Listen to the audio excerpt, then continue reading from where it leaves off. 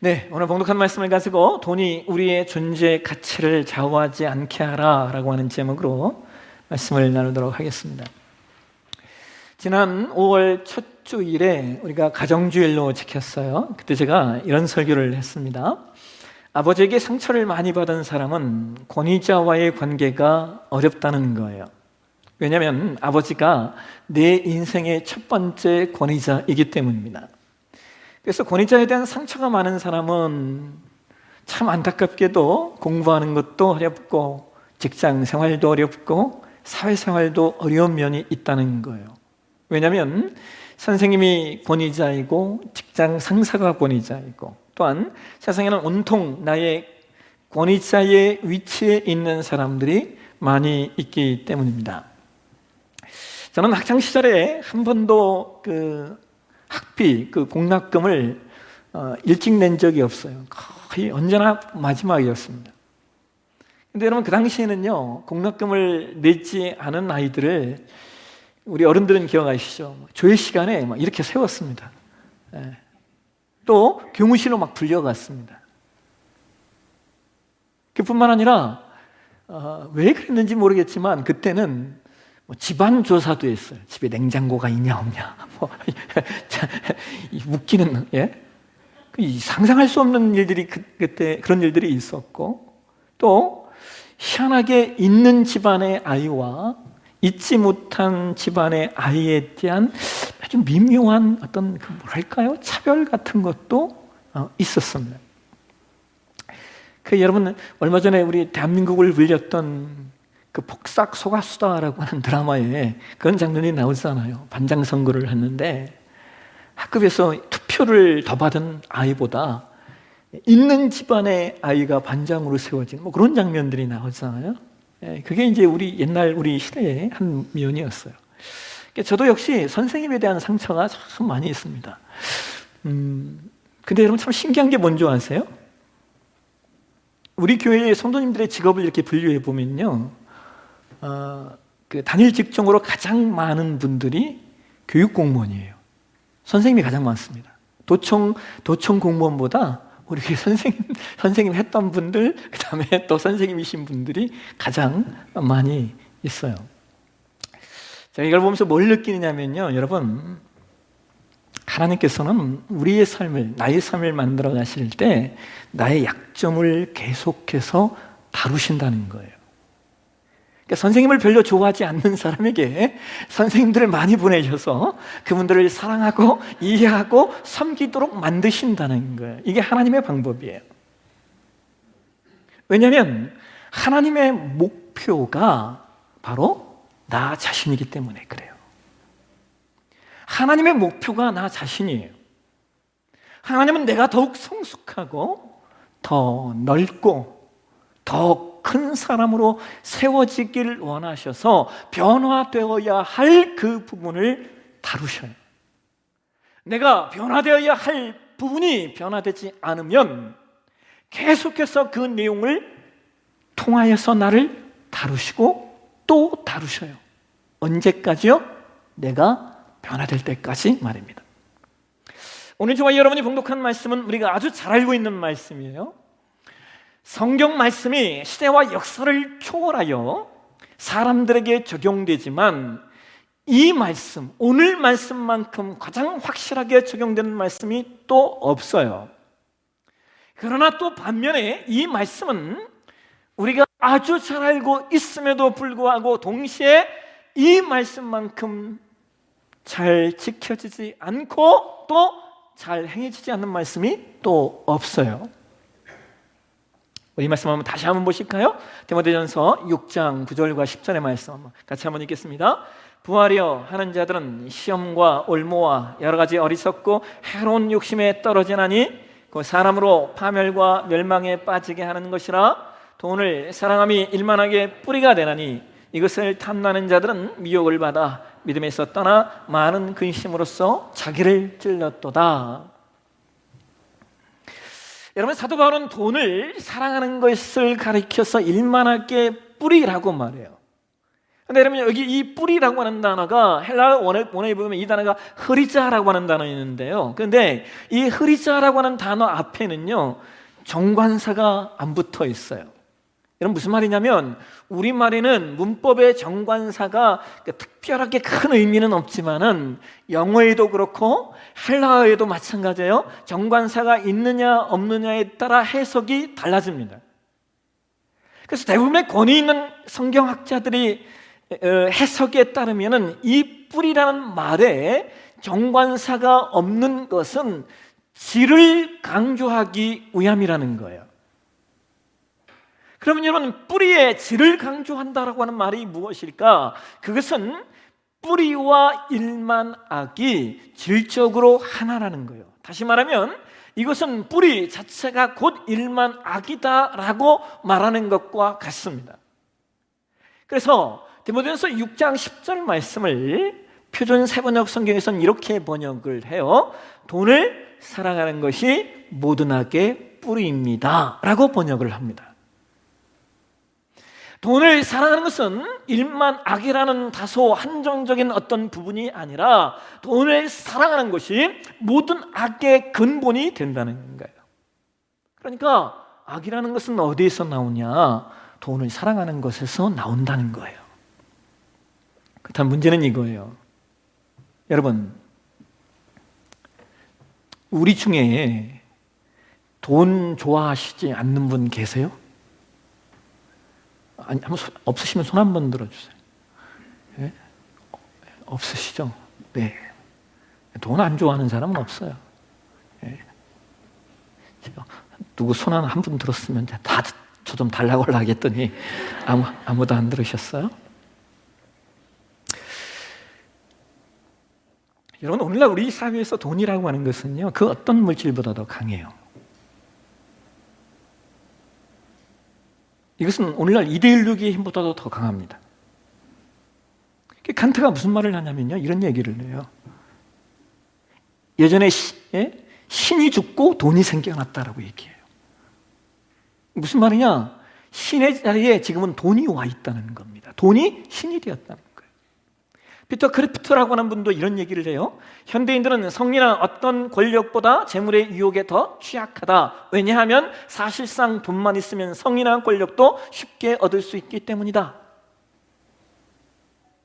그래서 현대인들의 최고의 관심사는 자유나 정의나 진리 같은 가치에서 벗어나 돈에 의한 행복으로 대체되었고, 이제는 누구나 떳떳하게 나는 부자가 되고 싶습니다 라고 하는 욕망을 드러내는 시대예요. 여러분, 21세기에 들어오면서요, 사람들에게 가장 큰 반향을 일으켰던 강좌와 심지어 대학가에서 가장 많이 일어났던 강좌가 뭔지 아세요? 부자학 강의입니다. 그래서 이러한 사회 분위기를 사람들은 이건 그냥 문화가 아니라 일종의 종교와 같이 되었다는 거예요. 돈이 곧 종교라는 거예요.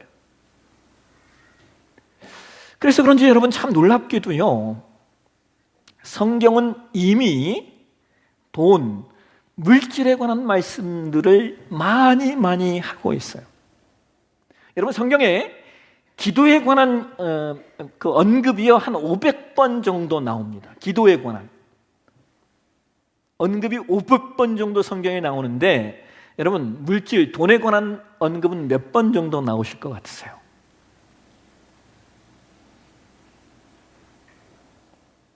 기도가 500번이니까 돈은 한 400번쯤 될까? 아니요, 여러분. 성경의 물질에 관한 언급이요 2000번이 넘습니다. 예수님 공생에 기간에 예수님이 비유로 많이 설교를 하셨잖아요. 예수님의 비유가 38가지 비유인데 그 중에 16가지가 재물에 관한 말씀이고요. 사복음서의 내용의 6분의 1이 돈과 소유에 관한 말씀이고, 예수님이 하셨던 산상수훈의 설교도요 3분의 1이 돈과 소유에 관한 말씀이에요. 산상수훈에서 예수님이 돈과 소유에 관해 말씀하신 대표적인 내용이 이것은 마태복음 6장입니다. 마태복음 6장 19절에서 한번 21절 한번 보실까요? 네, 같이 한번 읽겠습니다. 를 위하여 보물을 땅에 쌓아두지 말라. 거기는 좀과 동록이 해하며 도둑이 구멍을 뚫고 도둑질하느니라. 오직 너를 위하여 보물을 하늘에 쌓아두라. 거기는 좀이나 동록이 해하지 못하며 도둑이 구멍을 뚫지도 못하고 도둑질도 못하느니라. 내 보물이 있는 그곳에는 내 마음도 있느니라. 아멘. 여러분, 19절과 20절에 계속해서 반복되는 문장이 하나 있어요. 너희를 위하여라고 하는 문장이에요. 예수님께서 자신의 보물을 하늘에 쌓아라 라고 말씀하시는 이유는 다른 게 아니에요. 너희를 위하여, 즉 나를 위하여입니다. 문제는 이것이죠. 과연 우리는 우리의 보물을 어떻게 하늘에 쌓을 수 있겠는가? 예전에 서울의 한 대형 교회의 한 목사님이 헌금에 관한 하나의 설교를 하신 적이 있었어요. 그 설교가 얼마나 강력했는지 세상 사람들이 그 설교의 내용을 막 이슈화시켰던 적이 있어요. 그 목사님은 이렇게 설교를 했어요. 11조 하지 않으면 암에 걸린다. 제가 그 설교를 이렇게 들으면서요, 정말 마음이 아팠어요. 아니, 그러면 세상에 안 걸린 사람은 다 11조 안에서 걸린 사람인가? 근데 11조 해서 안 걸린 사람은 그러면 어떻게 하라는 말인가? 여러분, 고난에 관한 문제는요, 절대 단순한 게 아니에요. 고난에는요, 아주 정말 깊은 의미와 그리고 복잡하고 또 동시에 고차원적인 의미와 고난은 분명한 과정이 있어요. 근데 그거 다 생략하고 그냥 딱 끊어서 얘기하면 도대체 어떡하자는 거예요. 근데 사실 이 마태복음 6장 19절 이하의 말씀은요, 단순히 돈, 헌금에 관한 말씀이 아니에요. 왜냐하면 이어지는 마태복음 6장 24절에서 성경이 이런 말씀을 하기 때문이죠. 한번 보실까요? 마태복음 6장 24절 같이 읽겠습니다. 한 사람이 두 주인을 섬기지 못할지니 혹 이를 미워하고 저를 사랑하거나 혹 이를 중히 여기고 저를 경히 여김이라. 너희가 하나님과 재물을 겸하여 섬기지 못하느니라. 여러분, 여기 이 재물이라고 하는 단어가 원어에 보면 이 단어가요, 마모나라는 단어예요. 마모나. 이 마모나라고 하는 단어가 어디에서 왔냐면 아람어인 맘몬이라는 단어에서 왔어요. 여러분, 맘몬 기억하시죠?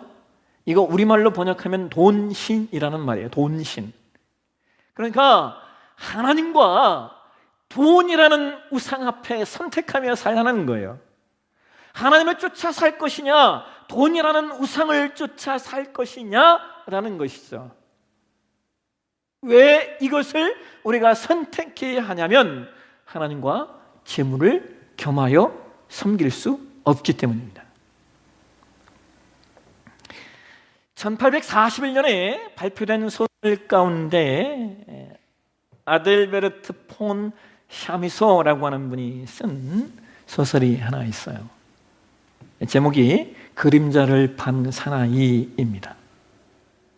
이 책의 주인공이 슐레밀이라고 하는 청년인데요, 이 슐레밀이라고 하는 이름의 뜻이에요, 신에게 사랑을 받은 자라는 뜻이에요. 여러분, 이름이 얼마나 좋습니까? 그런데 그의 현실은 전혀 그렇지 않았어요.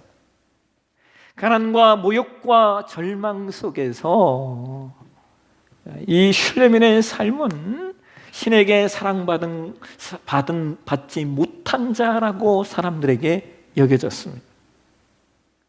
그래서 어느 날 슐레밀이 자신의 삶에 들여진 이 가난이라고 하는 이름을 지워버리고 싶어서 그 도시의 실력자인 존이라고 하는 사람에게 찾아가서 일자리를 부탁을 합니다. 그런데 그 사람을 찾아가는 그 길에서 이 슐레밀이 누구를 만나냐면 회색 옷을 입은 남자를 만나요. 그 회색 옷을 입은 남자가 슐레밀에게 이러한 제안을 합니다. 당신의 그림자를 내게 팔면 금화를 쏟아내는 마법 주머니를 당신에게 주겠어. 슐레밀은 순간 고민을 했지만 천연과도 같은 가난에서 자신을 해방시켜줄 황금색 금화의 유혹을 떨쳐버리지 못합니다. 그리고 그는 이렇게 말해요. 이따위 하찮은 그림자 하나, 그것이 내게 없다 한들 별일 있겠어. 그는 미련 없이 회색 사나이에게 자신의 그림자를 주고 황금 주머니를 받습니다. 그리고 그날 이후 이 슐레멘의 삶에 가난은 깨끗하게 흔적도 없이 지워져요. 이제 그는 필요한 것, 갖고 싶은 것, 원하는 것, 모든 것을 소유할 수 있었고, 그로 인하여 그가 그토록 갈망하던 상류 사회에 진입하게 되고, 그는 거기서 미나라고 하는 이름의 여인을 만나 사랑에 빠집니다. 그러한 행복한 순간이 오자 그가 거울을 보면서 이렇게 독백합니다. 아, 행복하다. 꿈만 같다. 근데 여러분, 안타깝게도 그의 이와 같은 행복한 시간, 꿈만 같은 시간은 오래가지 못했어요. 왜냐하면 사람들이 언제부터인가 그림자 없는 그를 주목하기 시작했기 때문입니다. 사람들은 그림자 없는 슐레미를 악마라고 소문을 내기 시작했어요. 그 슐레미는 그림자 없는 자신을 은폐하기 위해서 낮에는 집안에만 박혀 있고 밤에만 활동을 하게 됩니다.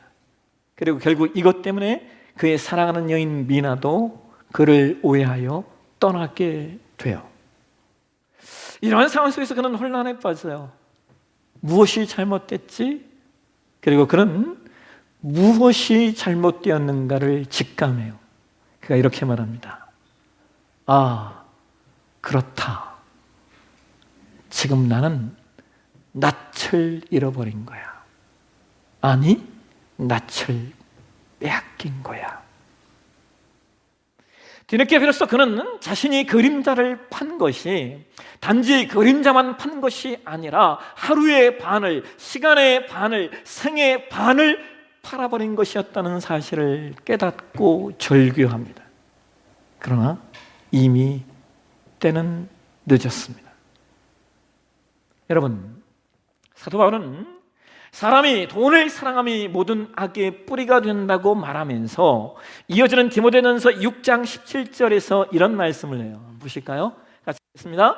내가 이 세대에서 부한 자들을 명하여 마음을 높이지 말고 정함이 없는 재물에 소망을 두지 말고 오직 우리에게 모든 것을 후히 주사 누리게 하시는 하나님께 두며. 여러분, 여기 이 정함이 없는 재물에 소망을 두지 말고라는 이 표현을요, 우리가 그 헬라 원어로 직역하면요, 재물을 신뢰하지 말라가 됩니다. 재물은 신뢰할 수 없는 거예요. 왜냐하면 재물은 있다가도 없을 수 있고 없다가도 있을 수 있기 때문이죠. 그래서 성경이 잠언 23장 5절에 이런 재밌는 이야기를 해요. 무엇일까요? 같이 한번 읽겠습니다.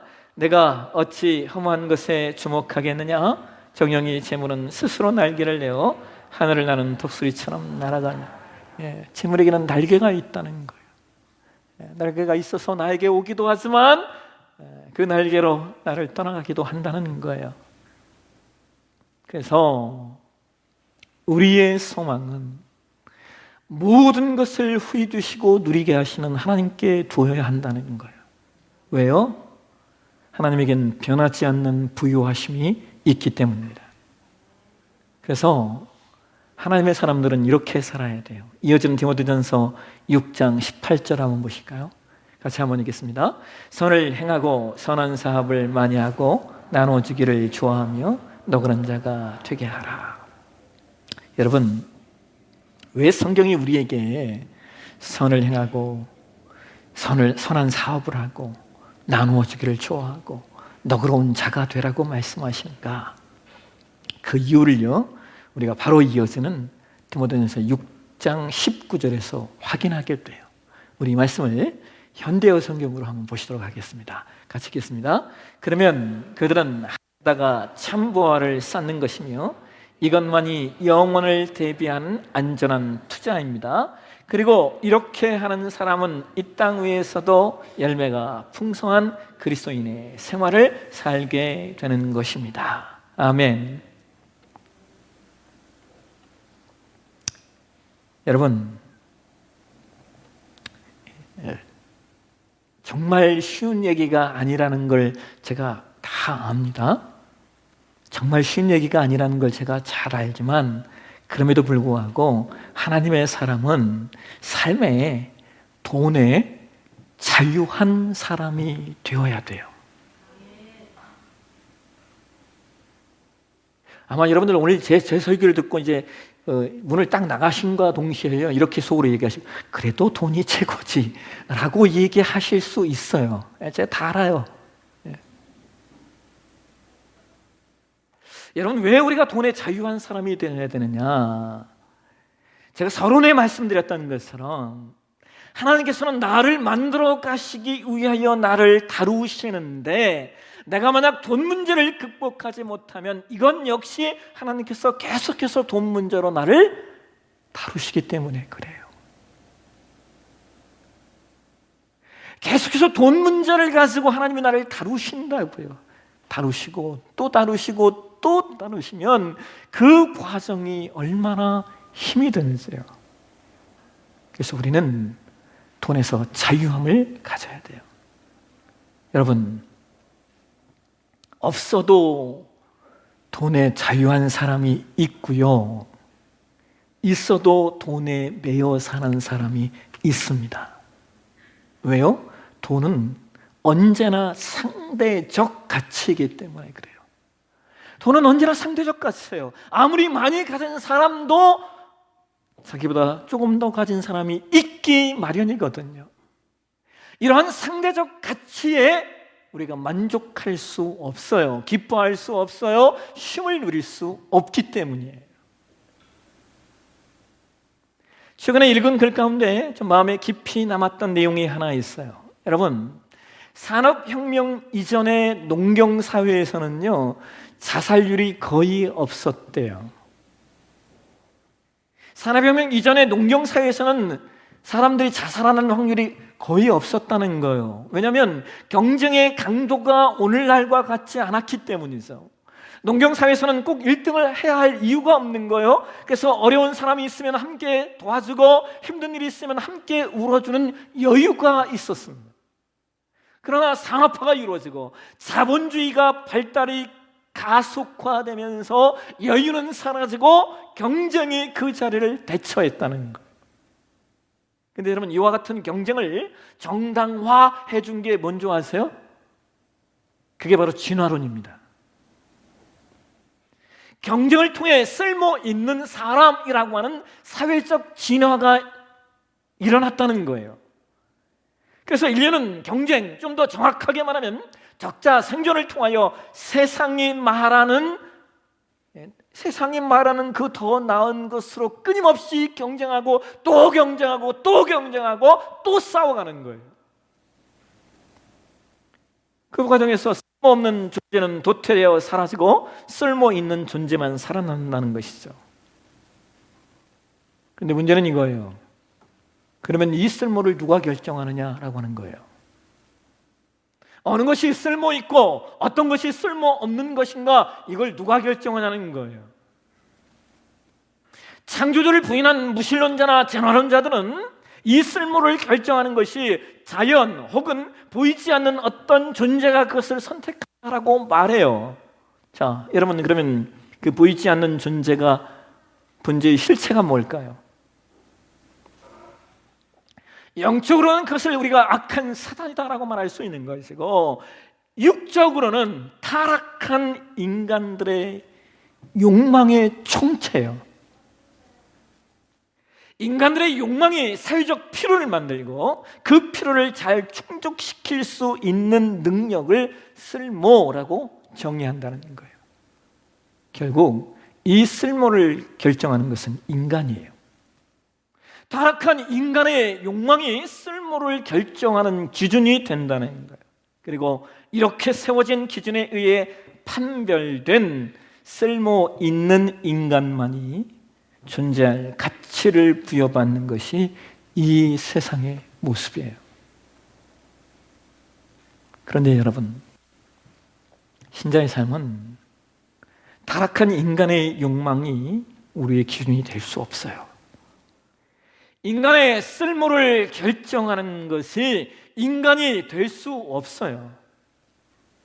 그것은 하나님의 소관이에요. 그런데 하나님은 우리에게 이런 말씀을 하셔요. 이사야 43장 3절 한번 보실까요? 이사야 43장 3절 4절입니다. 같이 한번 읽겠습니다.